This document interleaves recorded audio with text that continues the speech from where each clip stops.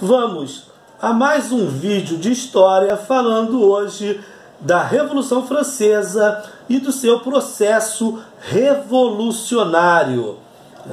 No dia 5 de maio de 1789, os representantes eleitos por cada ordem para participar dos Estados Gerais se reuniram no Palácio de Versalhes, na Assembleia dos Estados Gerais.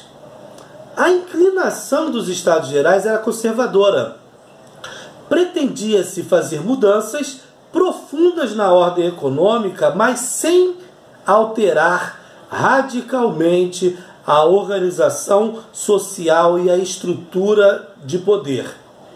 A vitória do conservadorismo era certa, porque o voto na Assembleia não era individual, como queria os representantes do terceiro estado, mas por estamento ou ordem, ou seja, o voto era em separado. Os representantes de cada grupo se reuniam e tiravam uma posição sobre determinado assunto.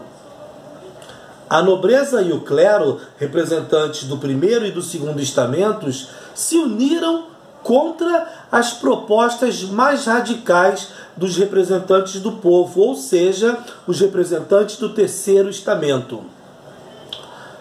A monarquia temia que os Estados Gerais afetassem a sua autoridade e, por isso, mesmo com os conservadores controlando essa Assembleia, o rei resolveu dissolvê-la. Os representantes do terceiro estado invadiram uma sala de jogos no Palácio de Versalhes e lá, com a participação de representantes dos outros dois setores, decidiram que só sairiam dali quando fosse votada uma Constituição para o Reino, que é o juramento da sala do jogo da pela, que é uma espécie de squash, um tênis que se jogava contra a parede. Foi criada a Assembleia Nacional, que se transformou em Assembleia Constituinte.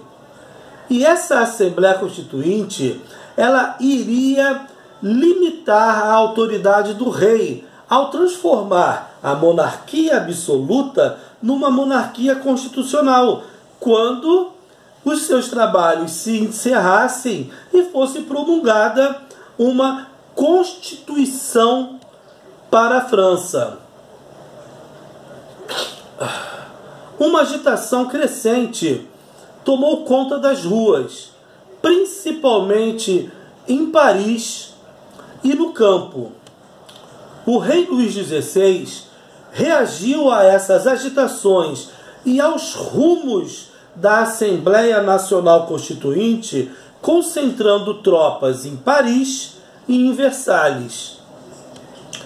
No dia 14 de julho de 1789, uma multidão invadiu a Bastilha, uma prisão real praticamente desativada. Ela não tinha, naquele momento, nem 10 presos.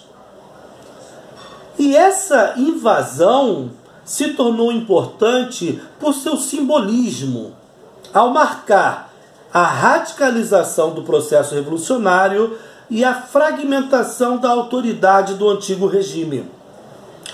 A tomada da Bastilha se tornou um marco na Revolução e impulsionou o levante popular, que se espalhou pelo país, exprimindo a revolta popular contra o absolutismo. O levante alastrou-se para o campo, onde muitas propriedades foram saqueadas, palácios incendiados e nobres atacados. Foi um episódio que ficou conhecido como o Grande Medo. Muitos nobres deixaram a França para se abrigar em estados absolutistas como a Prússia e a Áustria. A burguesia, embora desejasse mudanças na ordem política, temia tanto a reação aristocrática quanto os levantes populares e, por isso, organizou uma milícia, a Guarda Nacional. A preocupação com a revolta camponesa e suas consequências fez com que a Assembleia aprovasse várias leis, aboliu os impostos senhoriais e confiscou os bens da igreja, acabando com vestígios do feudalismo. Aprovou a Declaração dos Direitos do Homem e do Cidadão, reconhecendo o direito à liberdade, à propriedade e à igualdade jurídica a todos, e promulgou a Constituição Civil do Clero, separando a Igreja do Estado. Em setembro de 1791, foi promulgada a Constituição, que aboliu definitivamente os privilégios feudais do clero e da nobreza, instituiu o voto censitário por comprovação de renda, afastando os setores populares da participação política representativa e tornou a França uma monarquia constitucional, submetendo o rei à Constituição. Antes mesmo da sua promulgação, da promulgação dessa nova Carta Constitucional que praticamente acabou com o absolutismo, o rei Luís XVI tinha tentado fugir para a Áustria, mas foi descoberto próximo à fronteira com os Países Baixos e reconduzido sob escolta para Paris.